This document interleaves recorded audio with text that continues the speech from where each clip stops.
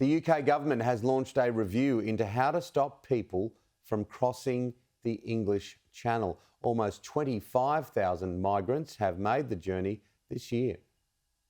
People shouldn't be taking this very, very dangerous journey. It's a challenge that's foiled successive Home Secretaries. What is happening in the Channel with small boats is unsafe, unfair and unacceptable. The tough talk, joint action plans haven't worked. The numbers crossing the Channel are higher than ever. And in Bexley, 2 weeks off a by-election, there's cut-through. Definitely migrants are more important than MPs having other jobs, obviously trying to earn extra money elsewhere.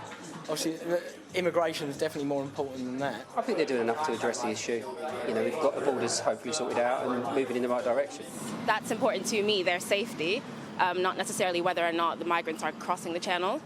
Definitely would sway how I vote. It's an issue of growing political importance to the Prime Minister, who's now deploying this man, the Cabinet Office Minister Steve Barclay, to bring together different departments and find a solution.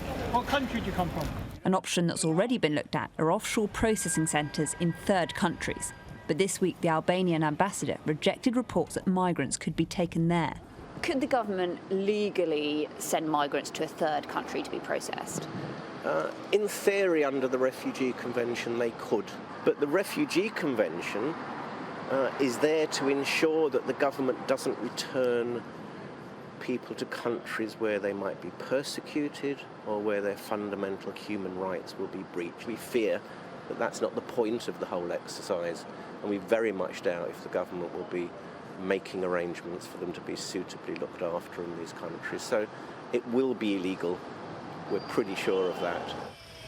The Home Secretary has threatened to pull the £54 million promised to help police patrol the French beaches.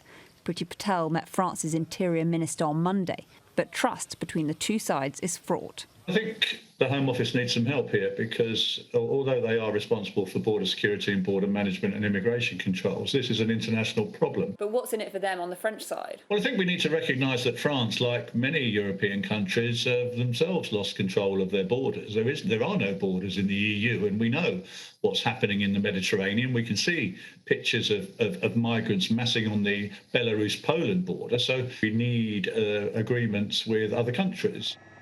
Until then, boats keep arriving. 3 times as many migrants have already crossed the Channel this year compared to last year.